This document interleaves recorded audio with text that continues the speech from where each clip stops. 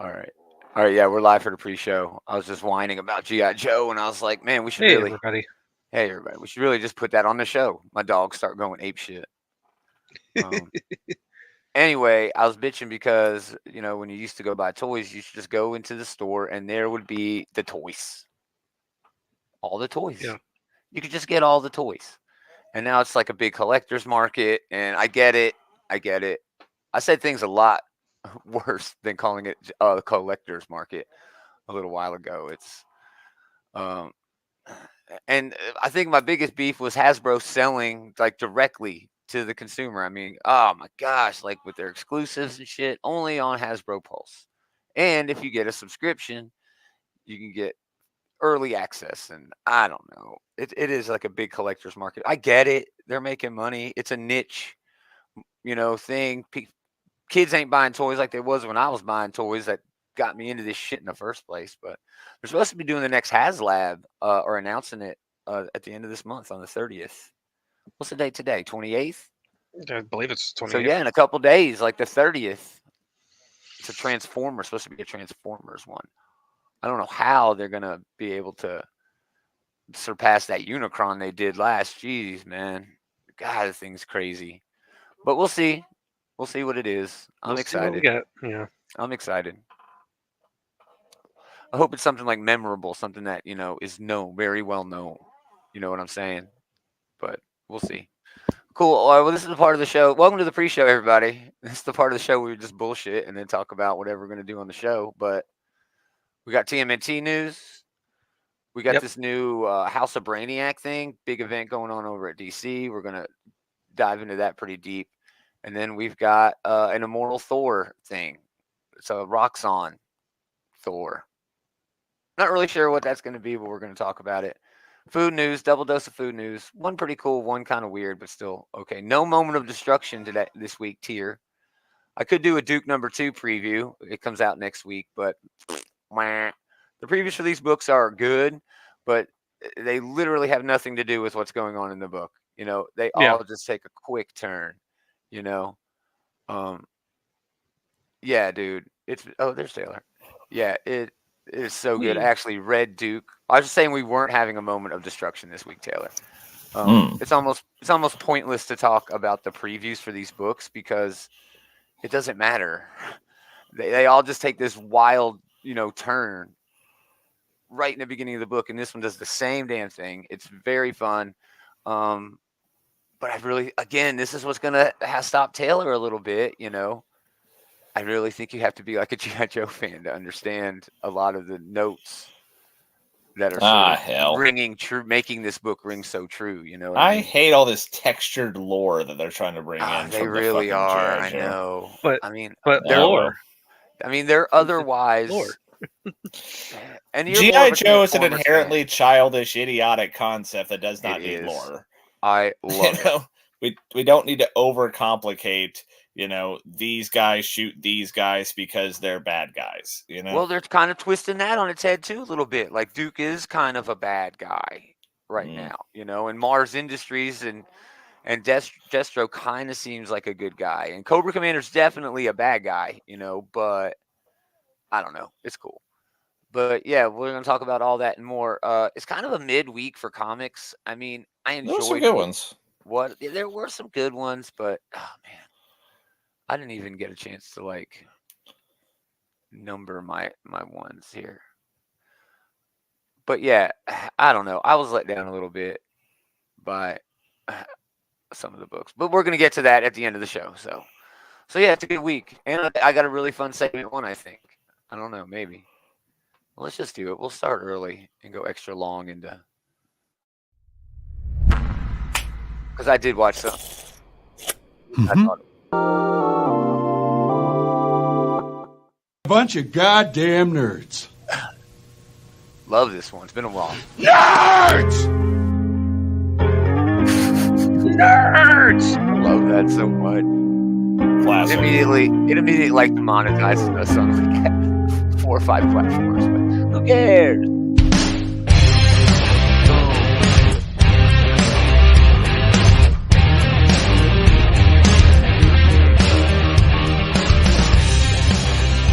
Greetings, Geek.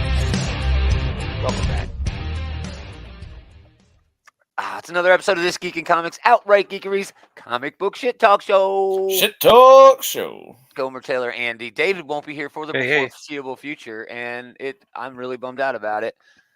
He's going to hit me up after he settles in this week, and we might be doing a third show, just kicking it on like a Friday or Saturday night for, a half hour or something. I don't know. Jeff checking in. What is up, dude? Thank you for hanging out.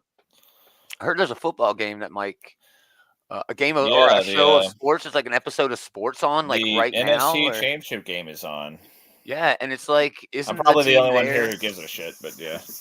But one of the teams there, and I know it's the Lions. They haven't won anything in forever. And honestly, I find that compelling because the Lions, like, they're one of those ultimate underdog teams. Like I was happy when the Cubs won the World Series a few years ago, even though I do not and never have lived in Chicago. You know, that's like that's one of the perennial underdogs. I'd be happy if the Browns won or if the Lions won here.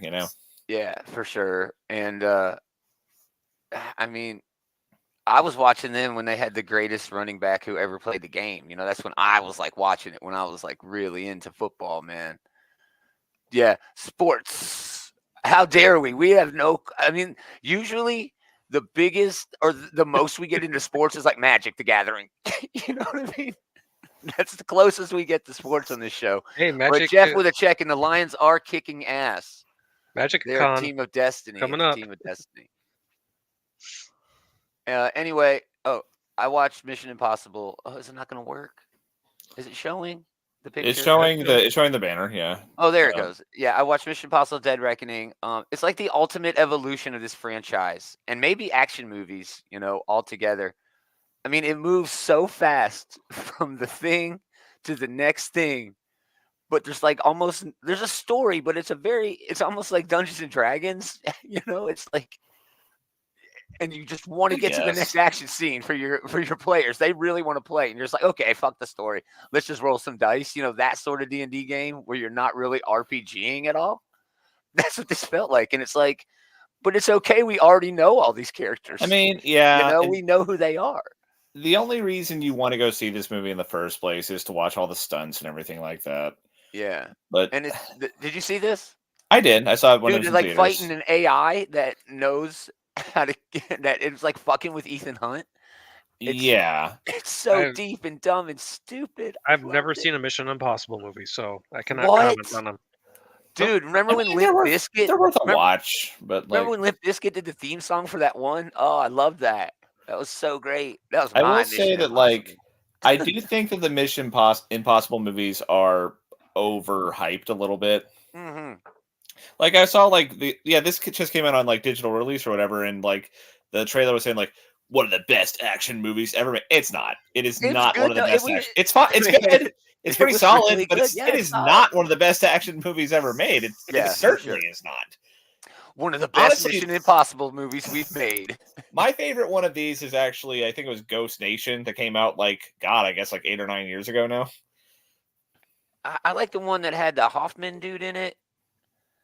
Oh, Philip Seymour Hoffman. That was Mission Impossible 3, I want to say. Yeah, I liked that one.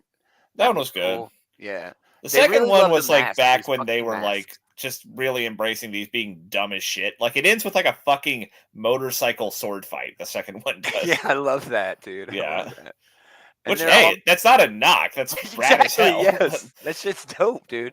But it's I dumb, kind of liked fun. It. I kind of liked it. It was big, dumb, stupid fun. And I was just, I mean, like an eye roller. Oh my god. Whatever else you want to say about Tom Cruise, he does put together some genuinely impressive stunt scenes. Yeah, and he likes doing them all himself to the detriment of everybody else. Yeah, I mean, he will certainly kill himself if he keeps going much longer. I think he's a liability. I would not want to work on a movie with him because if he gets hurt, we stop working. Honestly, okay, so I wouldn't want to do that. He's a liability, man. My biggest knock against these movies is I think Tom Cruise's ego does keep him from ever getting seriously challenged by another character.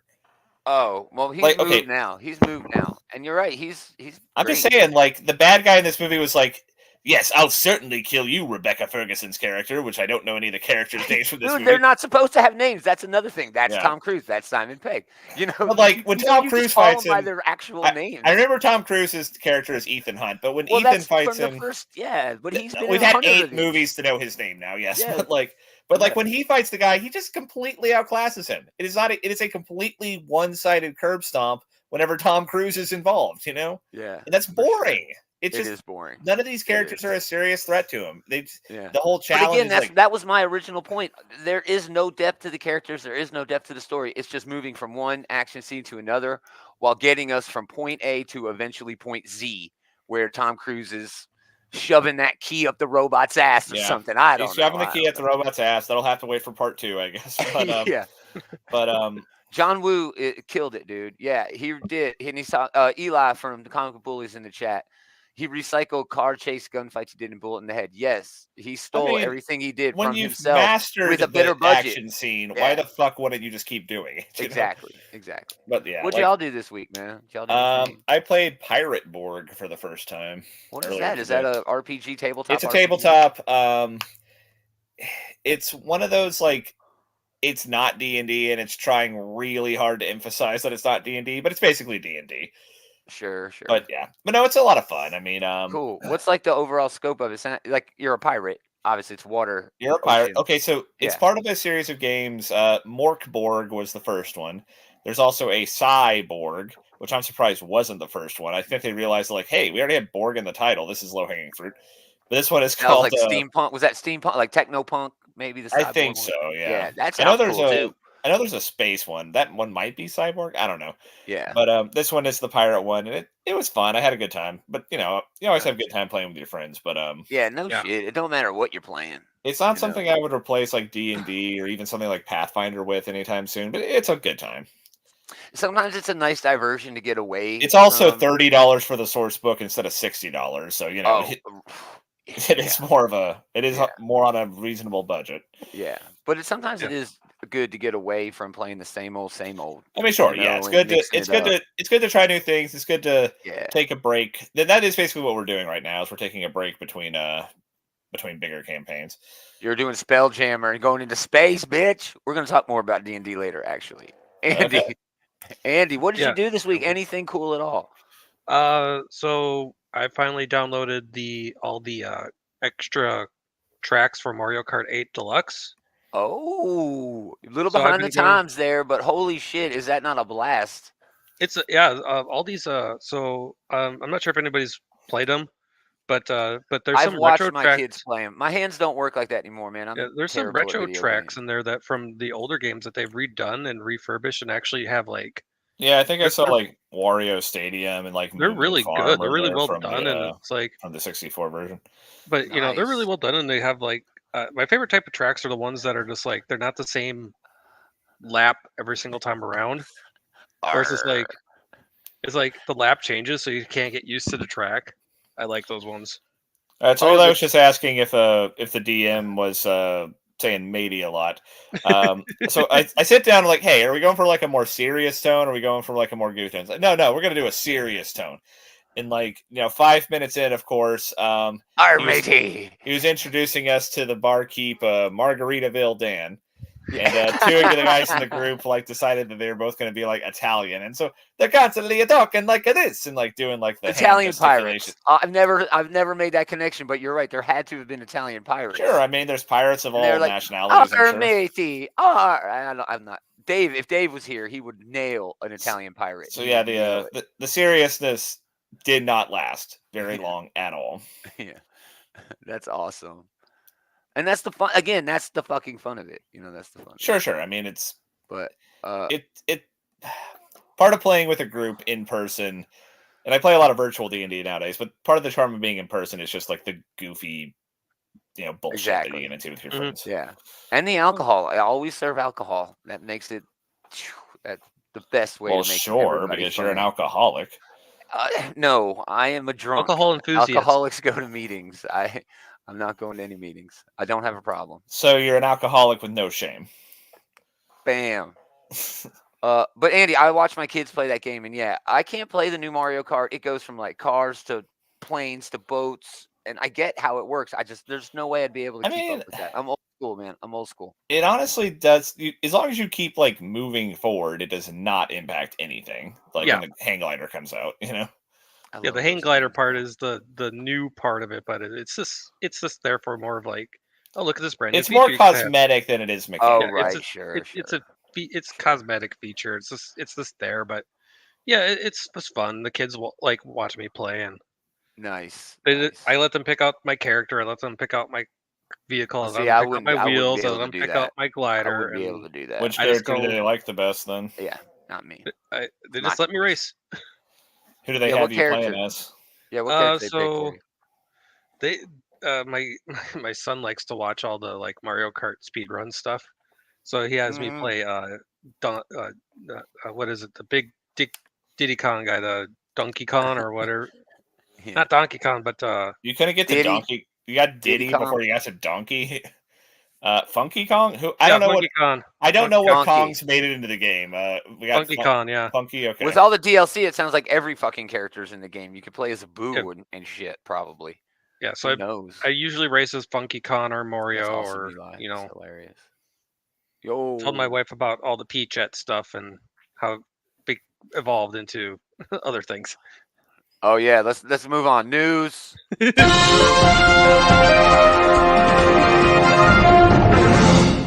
Into anything. Isn't your daughter named Daisy? I'm surprised she didn't gravitate towards Daisy.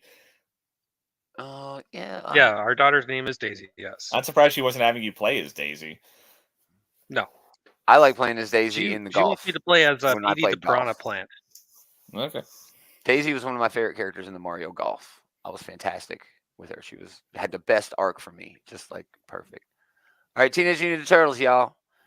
Countdown 150, boys. Man, the damn images are coming up for me so late when I hit the button. So with the relaunch series from Jason Aaron, it's on the way. We talked about it last week. Huge news, great news.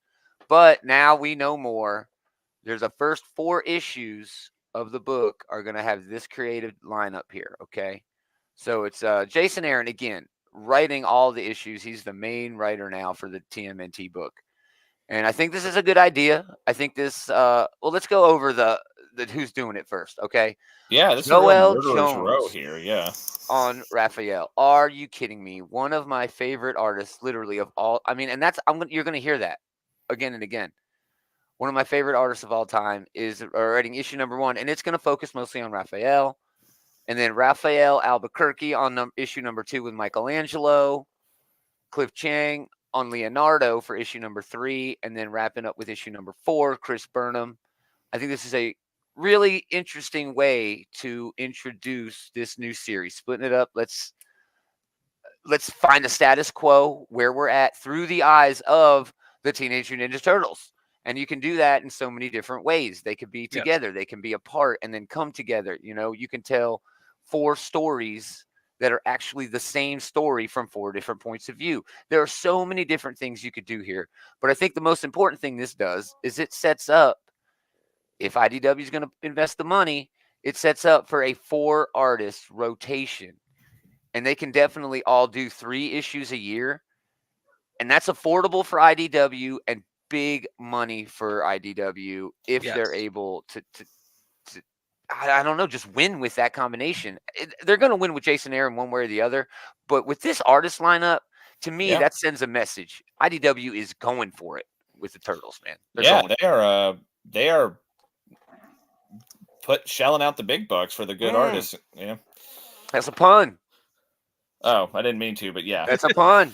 Unintentional pun. Shelling out the big bucks. Not a great pun. I wouldn't have taken credit for it either. Yeah, Triceratops bounty hunters. I'm not sure what they're gonna do, man. But knowing Jason Aaron, he is probably gonna lean into like the weird alien shit. I'd be okay with that. No, I'm not. That's not a knock, but like I bet he wants to write Krang more than he wants to write Shredder. But man, I think he'd do good shit with Shredder, and every writer, it's kind of like the Joker with Batman. Like every one of the writers wants to take their swing at the like most iconic characters, but I can see Jason Aaron succeeding with like the weirder shit more so than like that. Like Jason, I mean, I think he'll do good with the Ninja Jason Clan Aaron, I shit, think, would be a better writer with Two-Face than he would with Joker. And Two-Face is way weirder than Joker, with his whatever schizophrenia. Well, I mean, what did Jason Aaron write for his first Batman story? Oh, exactly. He's out in space punching aliens. Aliens. Well, yeah, I could see ahead, Jason Andy, Aaron. yes. I could see Jason Aaron doing a really good job with some of the off characters that nobody really like. Okay, what is this character like? Baxter Stockman and the Rat King, and he does like to make the deep pulls. Like he used the orb a whole fucking bunch back when he was writing. Right? Yeah, right. And TMNT is chock full of weird ass characters, man. Yeah, I mean, we're starting with anthropomorphic turtles and just getting weirder from there. Yeah. Yeah. So yeah, okay. So we should also, in the press release, look for TMNT Alpha #1 to hit stores in June. We are still expecting more news out of this Alpha #1 issue. Yes. It's touted as a 10-page intro story, but there's no fucking way they're only going to give us 10 pages. The other 12, 13 pages have to be backup stories for more than just one Teenage Mutant Ninja Turtles book, okay? They immediately did Star Trek with a spin-off within the first month. I see absolutely no reason why. After, maybe they'll wait for these first 4 issues to be out. They'll wait for the end of the year, announce some shit during convention season. Because look, first issue comes out in July. That's not a just random date. They know when convention season starts. They know what's going on. And there'll be so much hubbub. They'll have Jason Aaron to sit on these fucking panels to talk about what's coming next. They'll have other creators coming in. I'm telling you, this year it's going to be the year of the Turtles, man. It just is. Yeah. They're back. I won't be surprised by the end of the year we'll have an announcement of about 8 other Teenage Mutant Ninja Turtle book in this universe. 8. I mean, maybe 2. Maybe 2. They've got that show based off of the Mutant Mayhem continuity. That's already out, right? Yeah. If not, it's coming out sometime There's this a year, new show. Yeah, that's what I thought. Is that they're making a show based off of the Mutant Mayhem aesthetic, which Mutant Mayhem was a hell of a movie last year. So yeah, it's Turtle fans are eating well right now. Yes, everybody eating well. All right, let's get into this. I don't want this to take too long, but DC is really making a big deal out of it. All right, it's this new, and we see it. We'll talk about it later. I know I'm going to talk about it later. Superman and Lobo visit the House of Brainiac in April. And this is more about the Trinity of Evil. Okay, so Action Comics 1064, Green Lantern #10, Supergirl 13, Power Girl #8, and then the House of Brainiac special. This is all happening in April. Okay, it's huge. So this is why I really want to talk about it. I have all the description of all of these books. Basically, it's Brainiac doing Brainiac shit with Lobo and Superman. That's all you need to know. Okay. If we want to get deep into it, I don't give a fuck. But this is what I'm pulling from it. Tom Taylor's Titans, Beast World. Okay. That's how it starts. They're leaning into the last event and moving forward into the next event. But with the release of Beast World, it says the first pillar of the Trinity of Evil, with Amanda Waller at the center of events that will change the landscape of the DC universe this year.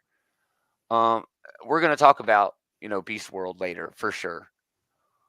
Amanda Waller is winning so hard, and Tom Taylor is writing just the perfect political villain in her. And I'm wondering where Brainiac is going to come into this. Again, it's just an army is going to come. I mean, they don't never get into details, about the book, but do either of you know who is that opposite Brainiac there in the back? I recognize all the other characters here, but I'm not sure who that is. I don't know who that is. I have no clue. They look kind of new godsy, but I don't know. Yeah, that's all right. So those are I don't know. covers. I mean, I see Steel, I see Connor, I see Supergirl, I see a shit ton of variants of Lobos.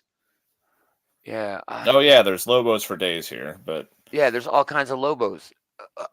This is very interesting to me. I don't know what the hell is going on. But I don't know who that guy on the opposite side of Brainiac is. If I've seen him before, I'm spacing on his name. Yeah, I'm looking. Crush is going to show up, but yeah, I don't know, man. It's nuts. They're talking about the bottled city of Zarnia. So I mean, maybe we haven't met this dude yet. Maybe. Well, yeah, with Brainiac, you can pull from he has all the bottle cities from all the planets that he destroyed. It's like a little time capsule. Here's some more covers, but yeah, go ahead. Yeah, all the little time capsules that he's like, hey, look, I destroyed this planet. Here's the time capsule from it. This famous city of this planet. Yeah. Ha ha. Eli's in the chat. Oh, yes. Eli's in the chat from the Comic Book Bullies. They teased Brainiac and Lobo like last year. Thank you. I can always bring this up. I don't have the earlier ones, but everybody knows some evil's coming. They have been teasing fucking Brainiac, these tentacles, since basically the beginning of the dawn of DC last year, right? So, and then something evil is coming. They're talking about this event coming up. So maybe we'll get another one of these. Is it Ultimate Dr. Hate? Yeah, it's Lobo's daughter. It's Lobo's daughter Crush is the big bad. But I wish I had those other ones because, yes, they have been teasing Brainiac. They have been teasing this for a while. And does anyone remember when they had Detective Chimp on there? And it was like, why the fuck they got Detective Chimp on here? Where's Detective Chimp was on the Dawn of DC line. He showed up. He has showed up in this Beast world. You know what I mean? I'm just saying this little thing. And I don't have the other ones. I should get the other ones to keep them in here so we can follow all of DC's play, Jim Lee doing his thing. Because they have put on this little promotional page all of this shit that they did eventually do.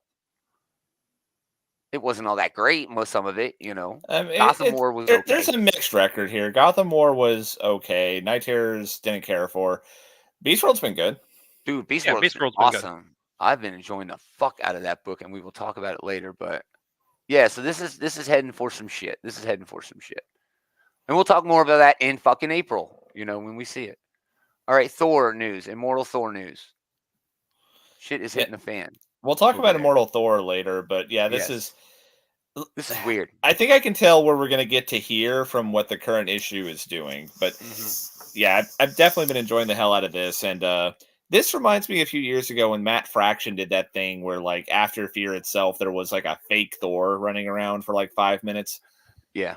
Like a lot of the other stuff that came after Fear itself, they didn't do anything with it, and they immediately just backtracked on it an issue in.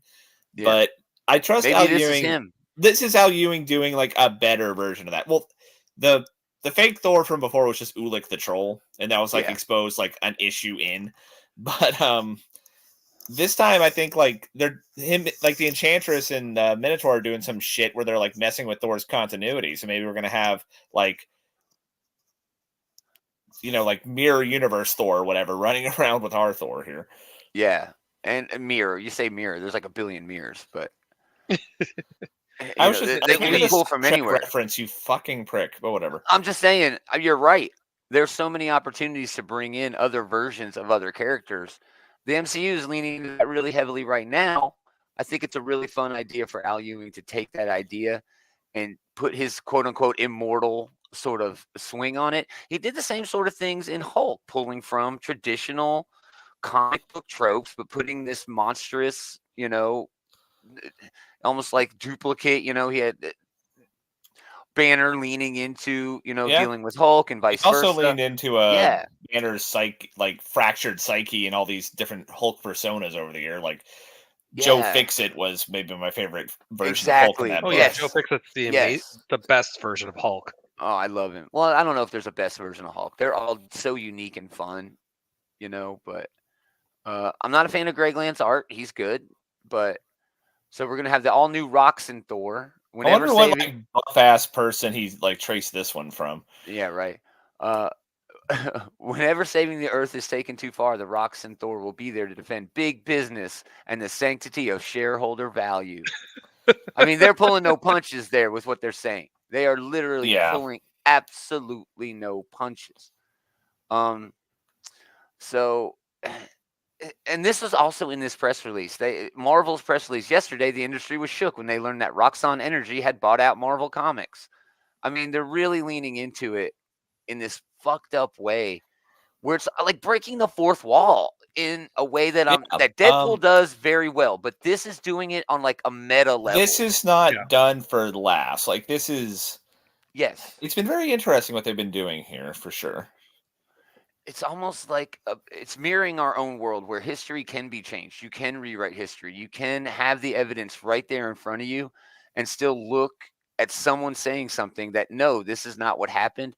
And then you believe it. And the way that they're leaning into this in their big business sanctity of shareholder value, with this rocks on Thor, I'm sorry, Al Ewing is really making a statement here about politics, and I think everybody's gonna fucking eat it up. It's socially Yeah. relevant truth, and I think Thor everybody looks weird as hell with short hair, though. I will say. Yeah. Yeah, he does. Well, and that's pulled that MCU. The MCU short hair Thor was hot, but yeah, I didn't like it.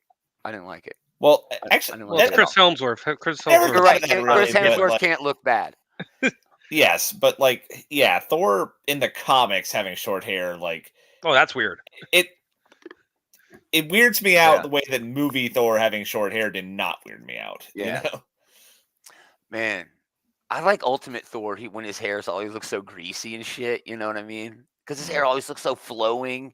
I don't like it when his hair flows. Hickman had that too when his Thor and Hyperion were doing their thing.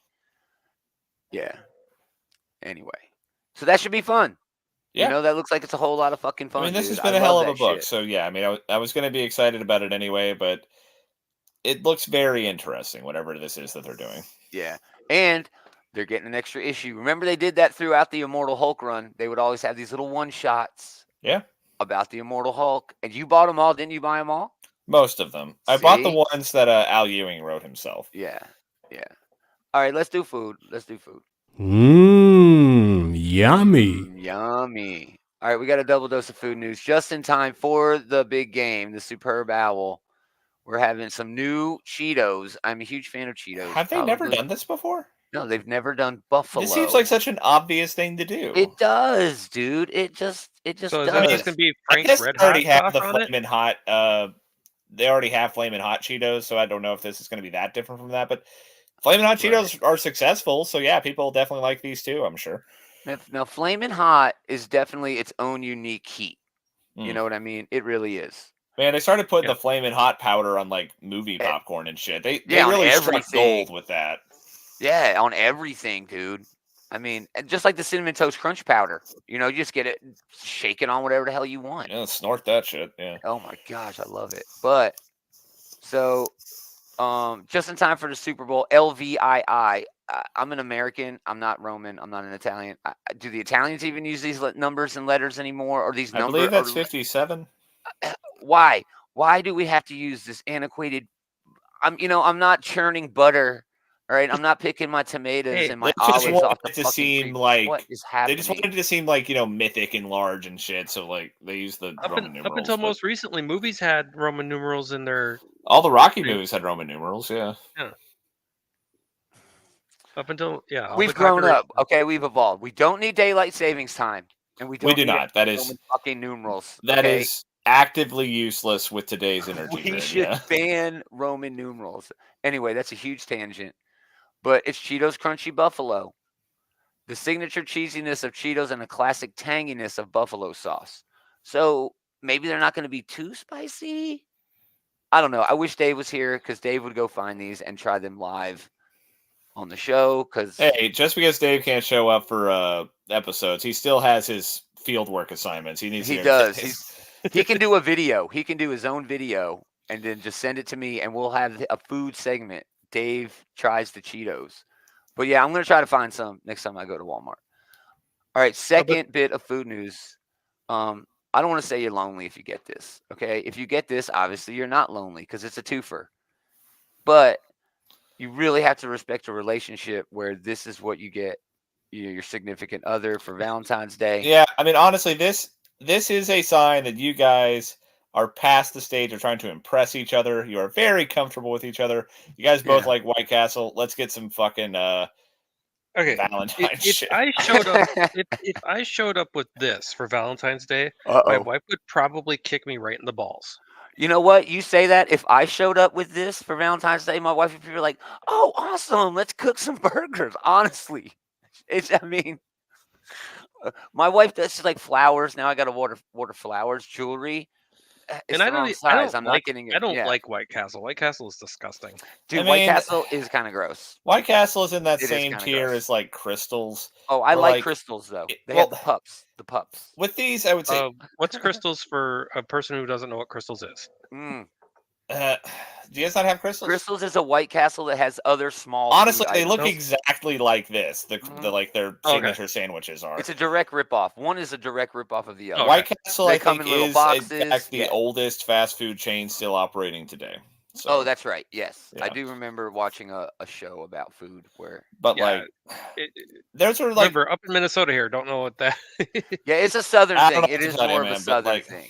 But White Castle and Crystal are both like. They're not good, but people do get weird cravings for like what they're selling, you know? Yeah. Crystals was like a late night spot. So before I was in Hendersonville, Taylor knows Hendersonville, but there used to not be a Taco Bell. And like, I was down here like 3 or 4 or 5 months and then we got Taco Bell when I lived in Hendersonville. It was, you know what I mean? But right next door to Taco Bell was a Crystal. Okay, Crystal So Country Andy, some of their breakfast stuff has grits in it.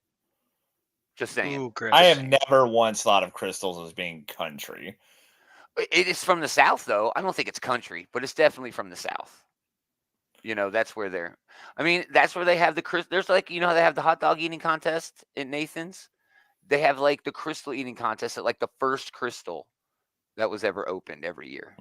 And Joey Chestnut eats like 50 fucking Crystals in like 10 minutes. I'm sure he does. But yeah. So it's $50. You get 12 sliders. Honestly, I would enjoy making like a fast food tier list with you guys sometimes.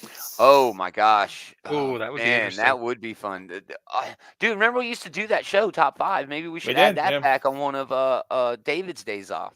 Maybe. Those take forever though, because we invite the bullies and it's like, oh man.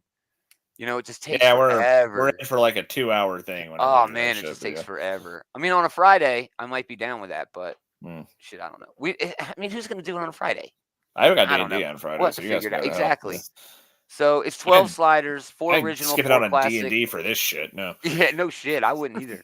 And 4 jalapeno cheese sliders. So you get instructions from the food expert, so you can recreate this shit. They send you pickles. They send you Valentine's Day themed boxes, which you see there. It has a little heart on them. Do you get the candle? Yeah, the candle. Oh my God.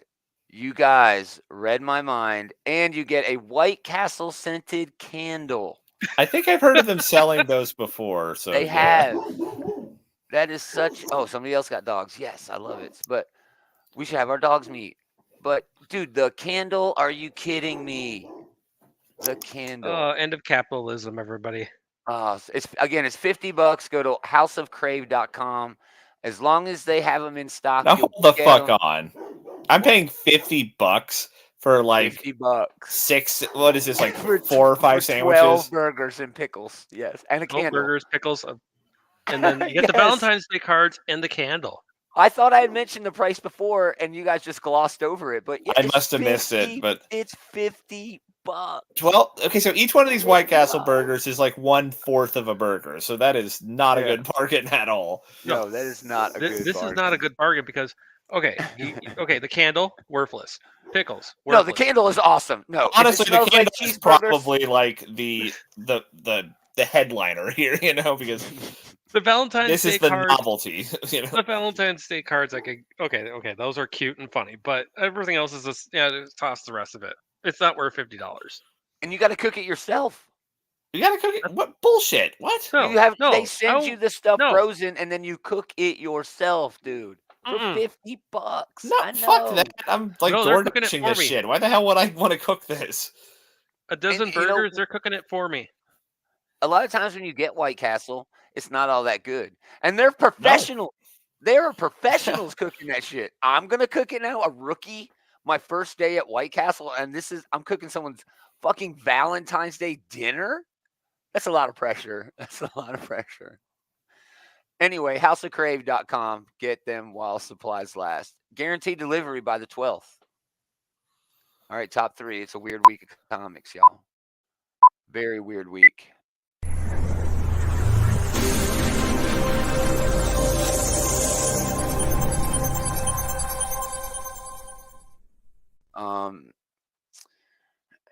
and Taylor, you let me know.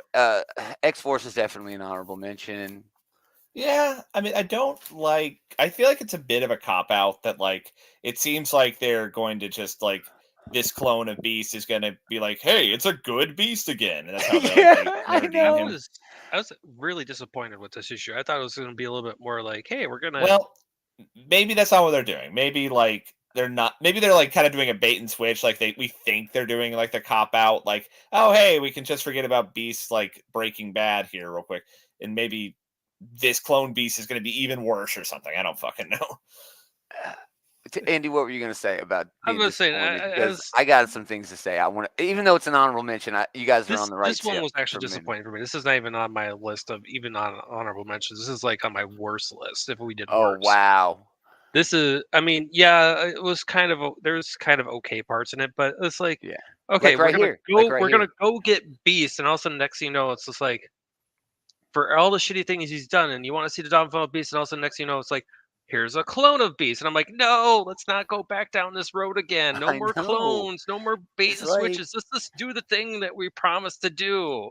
Like when Wolverine is the voice of reason, you know you got a problem, man. You know, also, this is like Krakoa's fucking CIA, right? Yeah, look at this motley crew of assholes. I mean, I'm just saying, like, Clone Beast, like, Omega Red. He bored Black Tom until he fell asleep, and that's all he had to do to get away from them. Yeah, he had one person watching, like, and the least reliable of the crew, right? Maybe that's also a bait and switch. It's not a bait and switch. It's exactly part of the plan. They're letting him go because they know the only person who can find Beast is Beast. And fuck it. So we'll have to murder two Beasts. At least we'll be able to murder Beast. That's my guess. I would like that better because, like, on things. Because it's Benjamin Percy, I'm going to give a lot of benefit of the doubt. But yeah, if they are going where, like, we can have, like, the Beast clone here and, like, you know, wipe the slate clean for all the shit Beast's done. Like, we got this new Beast. It's fine now. That's a cop-out, and I don't care for it. Yeah. This is another part of the book, this page right here. Also, there's no way Beast is going to one-off this team. There's no fucking way Beast is one-offing this team unless they're letting him go. Yeah. Yes. He'd have a problem with any single person on this team. Well, this is like the whole conservation of ninjutsu thing. You know, like, we're like, if you're fighting, like, if any of these guys are fighting Beast one-on-one, it's probably going to be, like, a great formidable fight. But when, like, the plot demands it, he can take the whole fucking team, you know? Yeah, exactly. But then eventually, Beast goes away. But I think this is all part of X-Force's plan. I think that's probably the case. I hope it's part of the plan. Yeah. Yeah. I hope Benjamin Percy gets benefit of the doubt, for sure. Yeah.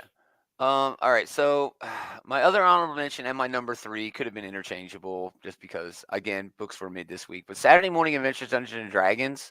Good book. Dude, this was fucking... Dritz and Jar Axel show up from the Forgotten Realms books, dude. This is David Boer and George Cambadase. Dude, it's so good. I had such a fucking... They're flying around in a fucking Spelljammer. Dude. Yes. This book is right. That's my number 3. It's just awesome. Oh, is this your number 3? Awesome. Well, let's talk about it then. Let's talk about it. I wish I'd have gotten more images from it. But I didn't get images even from my number 3 because, again, I just had a rough time with books this week. Defiant Annual, Christopher Cantwell, Ramon Rosanas. Again, just because I'm just a big sucker for Star Trek. This was a good book for Star Trek books. I'm a huge fan. But Sayla, who is the daughter of a time-displaced Tasha Yar and her Romulan captor, such drama. Ultimate soap opera drama there. Yes, she gets the time travel technology from Koloth, who is the same Klingon who a future Captain Janeway steals technology from so that she can travel back in the past and save Voyager years before Voyager actually finished its mission in the Delta Quadrant or what the fuck ever. But she steals that technology years earlier than Koloth even realizes what he has on his hands. It's such a fucked up time travel-y thing. And Sela is just perfect for that because she's like displaced as a time traveler. But something happens with the technology and she goes and sees her mom on a mission even before she was on the Enterprise. Captain Picard shows up. That was fun. But anyway, it's just a really fun way to get. Casella is a cool character. It's just a really fun way to get her away from Romulus, away from the government. The only reason she was here because she wanted to be involved in the Day of Blood and try to make good again with the Romulan government. But she's tracking the Defiant, and she's going to go back to the Defiant. That's by the end of the book. So a pretty good story just to get her back into the story because she's just a cool character. But the whole weird time travel shenanigans going on in this one issue, it was just pure Star Trek, just pure Star Trek. And yeah, that's my number 3. I mean, she only exists in the first place because of time travel shenanigans, Yes. Yeah, but then she goes and steals technology that people wouldn't know about because Koloth creates it in the future, a future Captain Jane, the whole, Endgame episode of Voyager. But she only knows that Koloth is working on this technology because of that, and then steals it before he even perfects it. Because she just puts the rest of the pieces together, her and her folks, just really stupid fun. I loved it. All right, Taylor, honorable mentions, number 3. Honorable mention for Punisher number 3. This continues to be, it's a fun book. I don't know about this new villain they got, this Fear Master or whatever. Is that new person? The villain itself is whatever, but like she facilitates like some pretty cool, like trippy, like, you let us die, and like we can kind of see where like our new Punisher here is going to expand the scope, and like he's going to be more like, you know what, I should go and just kill every fucking supervillain. So like he's more of a quote unquote traditional Punisher. But like the new Jigsaw fear toxin visions he was having were pretty trippy and fun in this issue. David Walker killed it on the art for sure. Oh, for sure, yeah. Flash number 5. This continues to be weird as shit, but a lot of fun. Deodato's artwork on it is still the reason I like it. Yeah, the main reason this is a lot of fun is because Deodato is getting to draw some really just fucking acid trip pages on this. The artwork in this issue, Flash number 5, was amazing. I just loved it. Yeah. Jeff loves the Punisher series as well, Jeff in the chat. Yeah. But I don't love Spurrier just making like Wally's entire family so fucking miserable apparently, but it's whatever. Right. But my number 3 this week is Gods number 4. Good and we are starting to see, I think, the shape of the story here in a lot more focus, because apparently that Barnacle boy from the first issue, Cubus Core, whatever his name was, and now this guy from AIM. I purposely saved this page because it's like I can't keep track of who anybody is. I know them when I see them, thanks to the great art, but I can't remember their fucking names. He is like throwing a lot of characters at us, and he isn't explaining a single fucking thing, including what's going on. But now he is starting to explain what's going on. And so that's why I did think that this was a lot of fun for this issue. But yeah, this in-betweener person is like putting all these boxes around, and he's like grooming these children into fucking destroying the universe, and they finally step inside of one of these boxes at the end of the issue. So yeah, I'm definitely enjoying this this book overall, and now we can kind of say like, this is what you're doing, Hickman. So that's a lot of fun. That's classic fucking Hickman. Thanks for the like, Jeff. And yeah, this is classic fucking Hickman. Yeah, Hickman really did a good job on this book. It's the most Hickman book that's ever been Hickman. It's hard for me to keep up. It's really hard for me to keep up, man. I still maintain that the most Hickman book of all time was that S.H.I.E.L.D. book from like 10 years ago. Oh, I adore that book. No, that had characters I knew because he was pulling from actual history. Well, he had some characters who know characters that like he was using like Howard Stark, and he was using like Nathaniel Richards, all these. But I still had like a frame of reference kind of for them. Sure, yeah, that's true. That's true. They're just brand fucking new, and I don't know. We got Doctor Strange, but other than that, it's all just a bunch of all Doctor Strange did was relive the same moment 4 or 5 times, replayed it out, which was fabulously done. That whole sequence was a lot of fun. Yeah, because it kept like, here's another page, and it changed just a little bit. Subtly, like Doctor Strange is like so good as they stand backwards, as they slow down, as they stand still, and then he finally got good enough to punch him. Yeah, so damn good. All right, Andy, honorable mentions and number 3. Well, my honorable mention is the Defiant Annual, number 1. Oh, okay, good. Yeah, that was my honorable That was mention. really cool, dude. Oh, did you guys really flip your honorable mention in your third place here? In my third place, yeah, we just switched. So me and Gomer switched. So my number 3 is Dungeons and Dragons: The Saturday Morning Adventures. Yeah, it's really hard to put. Yeah, go ahead, dude. Go ahead. Yeah, it was hard to choose between these two because it's like the time travel shenanigans in the first Defiant was just kind of like, okay, that was just a little too much over the top for me because it's like you're stealing a technology that you know exists because it only exists because someone else. It got a little too Star Trek. It was its own tail type of situation. It was Trek turned up to fucking 11. It was really it was too Trek dude. for Trek. But Dungeons and Dragons, this is really great. This is really good. They're on the Spelljammer. They're going towards the Sword Coast. They got pirates. They got the dungeon master. He's sick from something. It's just really. Normally, when the dungeon master gets sick, you got to cancel the session. Yeah. You're contagious. Going. They got the Forgotten Realms characters coming in. Yes, Drizzt and Jaraxel from S.A. Salvatore. Is it R.A. Salvatore series of books shows up. It was. I was like, oh shit, okay, David Boer, okay. Yeah, just that nice little, just like from the actual continuity from the inside the Forgotten Realms from when Dungeons and Dragons was back in its heyday. It was a really nice touch, and it wasn't over welcome. So that's why it's my number 3, 4. Yeah, and Venger shows up at the end. The big bad. Yeah. That's going to be their big bad for this second volume, I believe. Yeah. Dude, this could keep going, dude. David Boer has really found a fun way to incorporate a thing that. All right, let's talk. I don't know, Andy. Maybe I don't know about Taylor, but the Dungeons and Dragons cartoon back in the day was kind of hard to watch. It is because you couldn't find it. It would come on at like. I don't know about where you live, but when it came on Saturday mornings, it was like at 6 o'clock in the fucking morning. It was at butt crack dawn. It was the butt crack of dawn on Saturday. And we didn't have VCRs, really. If we did, we were little kids. We weren't allowed to actually use them, for what they were meant to do. But, yeah, dude, it was really hard to watch. But at some point, like they moved this show, at least in my market, to afternoon after He-Man, just before fucking Oprah. Yep. And then everybody fucking watched it. Everybody was talking about it. I think they did that during biggest fucking deal ever, dude. I think they did that during the end of the first season, the beginning of the second season when they moved it over. Yeah. But I say that because it's called Saturday Morning Adventures. Once it found its syndication after that first season, it really found an audience. But by then it was like, no, we're not doing anymore. We're not going to do any more episodes. Kind of a which is disappointing. It was a really great series. Yeah.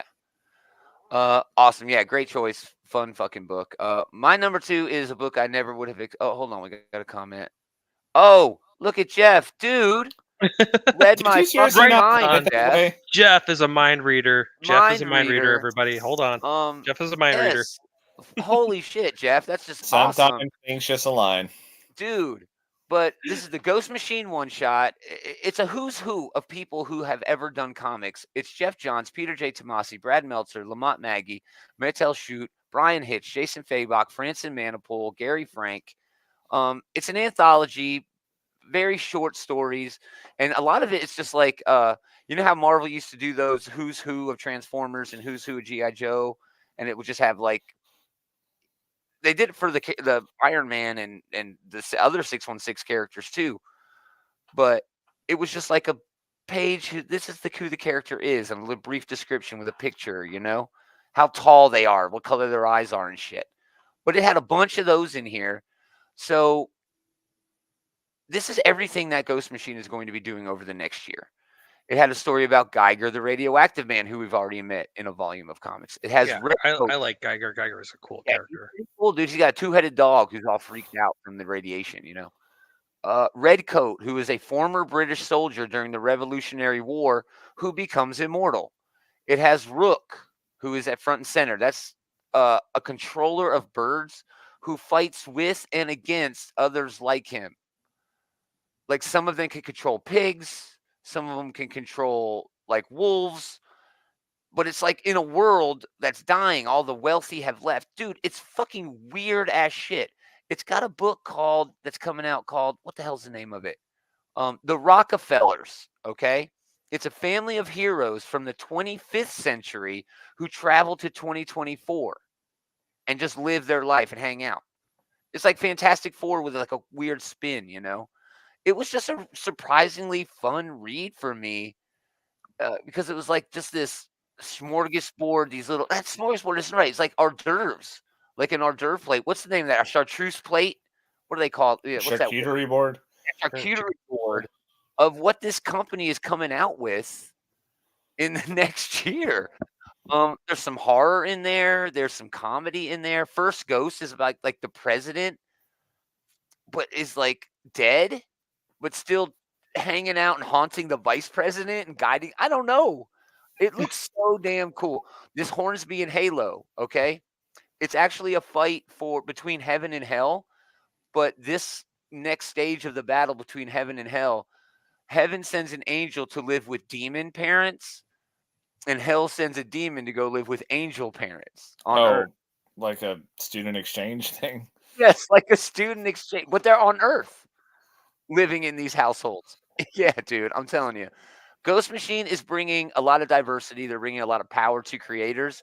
And I think if the creators have the power, these editorial, whatever, they're going to bring good shit. And this surprised the hell out of me, reading this. I was very, very excited when I was done reading it to read more. So, yeah, that Ghost, we're going to talk a lot more about Ghost Machine this year, but that Ghost Machine one shot was dope. My number 2 this Taylor. Number 2. My number 2 is Immortal Thor, number 6. Fun book.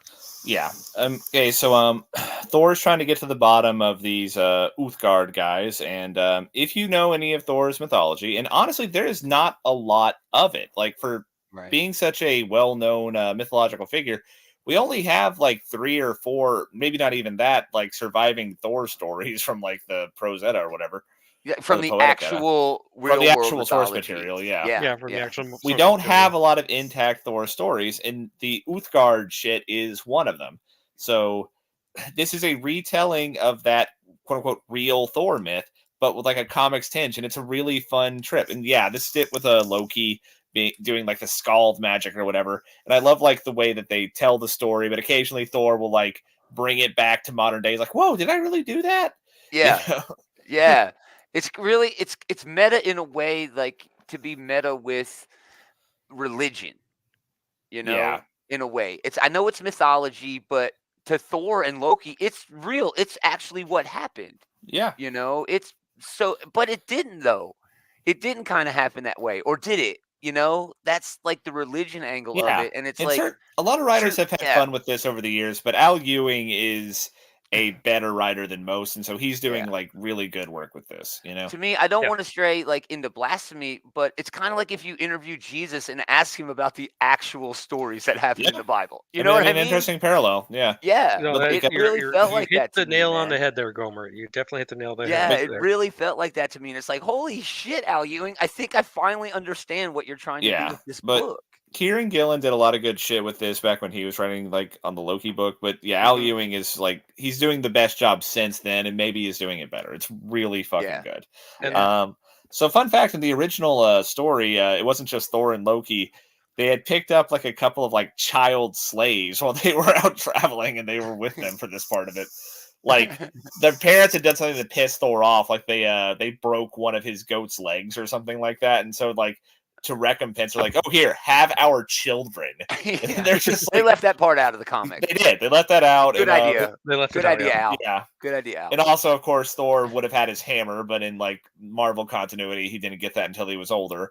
Yeah, but yeah, that's the best part about this Immortal Thor run is it's like it's Nordic space opera. It's just taking these old Nordic stories and just putting them on a page, and Al is just doing a great job with the writing on this, and each one is like the self-contained like story, and it's just like it's like, really it's poetry. He's really giving it like a high fantasy tinge, and just like doing a lot of amazing stuff with that. Yeah, and with the Hulk, he did like a high horror. Yeah, like Hulk had like a high sci-fi next. Like Surfer. We've talked about it. It's got. I'm gonna tweet or X, whatever you. He do really now. like leaned into like the whole in 5 years. Like he really leaned into the whole Jekyll and Hyde thing with Hulk, which is kind of like the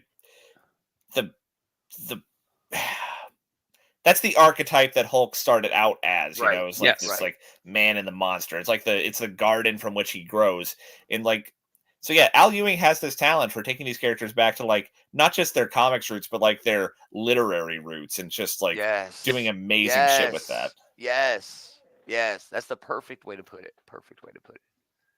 All right, Andy, number 2. My goodness, there were some great books this week. There were some great. I lied. My number 2 might be a little controversial, but it's The Resurrection of Magneto, number 1. That's my number 1. Oh yeah, hey. This didn't make my list. I need another Homer, issue. You idiot. I need another issue. Man, well, just we can get back to Storm with the "you're standing on a cloud." That moment alone was like such a fucking kick-ass moment. I just feel like Dylan goes back to that so much. Like, I don't know. Okay, I don't want to take anything away from it, but all right. Say that Storm is doing the fucking impossible yet again in Kieran Gillen's book. She's literally going to the afterlife now to get a friend. He's considered a goddess. I know. Is this Kieran Gillen not Ewing? I don't know. Oh, I thought it was Kieran Gillen on this. Yeah, I might be wrong. Maybe it is Ewing. I don't have it written down.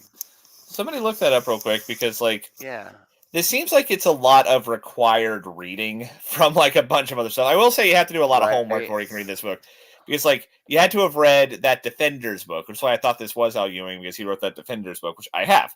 You also have to know about the Trial of Magneto. No, it is Al Ewing. Resurrection of Magneto is Al Ewing. I'm so sorry. Because it's basically but Kieran Gillen has been writing. You have to have read the Trial of Magneto. There's a lot of homework here, but I've done all that homework, and so it's a lot of fun. It's worth it though. I love the imagery. I love her fight with Tarn. I love like all the symbolism with like the afterlife and everything. Yeah, this was really well done. I like this book. It's like showing Storm at her peak badassery, and just doing what Storm does the best. And she's been at peak badassery since she's been in Krakoan Age. She has been the peak badass the whole time. She just has, and I'm not taking anything away from it. But here she goes again. It's like, here she goes again. It's like, okay, Storm, go ahead, girl. You got this. Doing the homework helps, because everything she's doing is not coming just out of his ass. This is sure. And now they established they did way weirder shit than this with the Blue Marvel back during that Defenders run. So this does not. I love Blue Marvel showing up on this, and that's another. And that part panel of was great. This panel was Storms. Amazing. Yeah, that was a great like the 90s cartoon. Like a lot of the most iconic Storm looks. We got like the old like Dave Cockrum look from like back in the 70s. Yeah, we got the princess look from the Black Panther run, where she was married to T'Challa. She's got her Hellfire Gala outfit on. Yeah, just gorgeous. Yeah, all the Storm. And that was my big takeaway from this book. I really liked the art. I loved it. But it was like, really, Storm? Now we're going to the afterlife? Is that where we're going next? Storm Why could do it. Fuck not. I don't know. It just rubbed me the wrong way a little bit. X-Men books, like the fucking I know. He's doing way dumber shit than that. I you know. fucking Hey, prick. this is more is more plausible than anything else they've done. It really so far. is. I know. This is nothing compared to what they're doing in all the other X books. The most fucked up part about my opinion there, the only reason she shows up where Tarn is because that's like a place that the Scarlet Witch created for dead X-Men to go in the afterlife. And it's like, okay, and that's another book you have to, sort of pick up. That Scarlet Witch book. Yes, and you also have to be keeping up with all the Dominion stuff in the other X books. So there's a lot of homework for this book here, man. But there's a lot of, but it's a good book. I independently already read all of those things, so I was good to go. It's my number 2 because it's a great book and a lot of great panels in it. It did. Storm the Through art the Ages was my favorite part of the whole book. Yeah, dude. the Storm Through the Ages thing. That's what made this my number 2. It was. Yeah. This was definitely not. Don't skip on this issue. This is really great. The Resurrection of Magneto is going to be. This is really awesome. Can't wait to see what happens next. That's all I have to say. Cool. All right, now we get to number 1. My number 1 was Beast World, number 5. Tom Taylor, Ivan Rice. This sees Waller do exactly what Waller wants to do. Waller's going to murder 1 million people. Okay? She doesn't care about healing these humans who have been infected. It's worse than that. They're only like this in the first place way because worse. she all of this It's way worse. Exactly. This isn't her taking like a hard choice from some unfortunate situation. She created the situation. Exactly. Yeah. You Waller's just like, I did a thing. Whoops. Yeah. The Titans just hacked the military. Yes. She is the. All right. This series, okay, they've been building up to it. And this was a cool moment, too. I'm not sure how Raven didn't know that this was happening. But. Yeah, but if this is like full-powered Raven who doesn't give a shit, she's basically omnipotent. Yeah, full-power Raven basically, yeah. Badass. I mean, that's why she's called Dr. Whatever, right? Because she's just like Dr. Hate. Dr. Fate is like the biggest badass, but he's more like a watcher sort of character. He doesn't want to, this bitch gonna fuck some shit up, dude. Like, they did a death battle a few weeks ago where it was like the Phoenix, the motherfucking Jean Grey Phoenix versus Raven. And they Raven won. Raven would win, yes. So, yeah, Evil Raven is a very scary antagonist, to be sure. Yeah. Dude. I don't know where they're going with this book, but I was just like, holy shit. It just cemented Waller as a huge badass in the comics. Yeah, right like now. Not only a huge badass, but a huge person doesn't give zero fucks about anybody. Well, she was talking about you in X-Men Red a minute ago. Like, one of the other cool things from throughout that run was just what a fucking like bad bitch Abigail Brand was. But this is a good like return to form. Like, Amanda Waller is the bad bitch. Yeah, she is the ends justify the means. It does not matter how we get there type person. Yeah, just freaking fantastic. Dude. As long as she wins, she doesn't care. That's the point. Yeah, I've really been enjoying this series. I mean, look at 2023. There weren't really any good events. I don't remember the last time we got just a really, really fun, good event in this way. Not that's this like one kind of wins 2023 by default, but that's like because it didn't really have any competition. We had Day of Blood. Exactly. Oh, well, Day of Blood was good, but yeah, it was only two. I guess I'm just thinking of Big 2 I guess events. that kind of counts, but Big 2 events where they're massive in scope, where you're getting a lot of different shit going on. Nothing from the Big 2. Yeah. No, in this book, we're getting stuff in the Nightwing book. We're getting stuff in another Titans book. We're getting stuff in all of these one-shots, these extra large, Thor books, which are also quite good. Yeah, it really feels like we're back to a form of comic book writing where we're putting a more focus on events. I love events. All right, this House of Brainiac that we talked about earlier, I'm down for the whole month of April. I'm going to check the shit out, and I'm only hoping that we see more of this from DC because they're winning right now. If this is the first pillar of this trinity of evil, we're definitely going to see more events.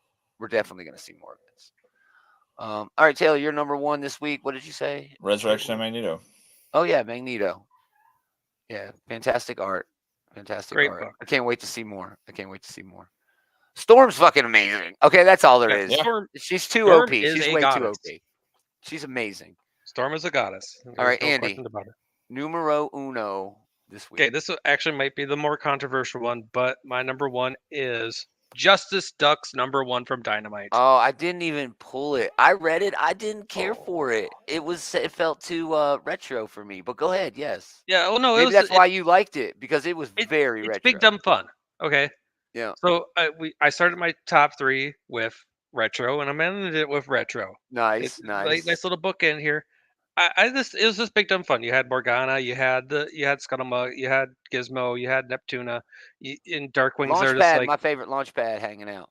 Yeah, Launchpad hanging out there, and you got Goslin, but Darkwing Duck's in the background. It's going like, I guess I have to be here, and that's the best part. Is like he's like the Batman of the Justice Ducks, where it's like, okay, I will solve all your problems, but he's not like really Batman. He's like okay, this accidentally happens that I'm like the best superhero ever because I have the gadgets to do so, type thing, and they play off of that like they did in the cartoon. So it's just kind of hilarious. Nice. It was just I wish I just big dumb fun. Yeah, it definitely was, man, and it did remind me so much of the Darkwing Duck and even DuckTales and all that shit. Yeah. And Dynamite now, go ahead. When they played off the whole entire fact that Darkwing Duck is the ultimate like Murphy's Law, anything could happen, something bad will happen to him, but he can get the job done type thing. Yeah. And put it in a setting where he's surrounded by these actual competent heroes. Yeah, right. And they're the ones who are, and those are the ones who are just like, oh no, what do we do now? And Darkwing's just like, oh fine, I guess I'll do it. But he messes up and still succeeds somehow. Anyways, it's still hilarious today. Yeah.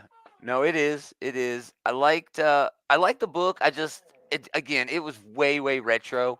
It did lean into exactly what the show was back in the day, but I guess that was the point. You know what I mean? The point. So it definitely, like I said, it's just big dumb fun. Yeah. For nice. because they had their trying to remember. I think they were out and they were in outer space. I don't remember who they were fighting though, but it was just a very good in the show, not in this issue. Not in the show, but it's kind of reminded me of the show where this issue just kind of took stuff off of. Yeah. So it's like kind of like parallels the show a little bit, but it's not from the show. It's just more of like, oh, by the way, this happened. We recognize what the show did, but this is what we're doing type of stuff. Right. Yeah. Yeah. Dynamite is killing it with these Disney things, right? They have Lilo and Stitch coming out next week. We'll talk about that tomorrow. They have a Hercules book announced coming out for April. Where's our Rescue Rangers book? You know what I'm saying? They just had a movie recently that was really good. I liked it. So, yeah, dude, I would definitely read a new Rescue Rangers book. And they should do it like they did in the movie, like we're coming out of retirement, that sort of shit. Cool. Anyway, thanks. We're done. Thanks for hanging out, everybody. We really appreciate it. Like I said, come back tomorrow. We're going to be doing the preview show later on tonight. Leroy and Eli are going to be doing the Comic Book Bullies podcast.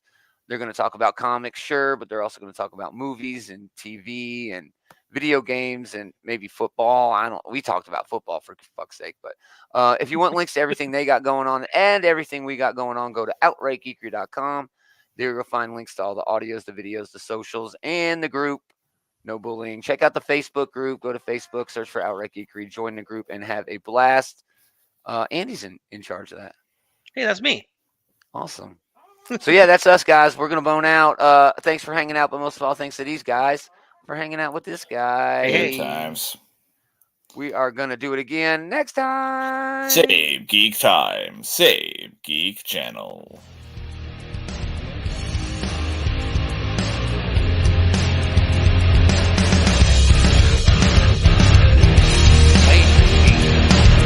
Talking about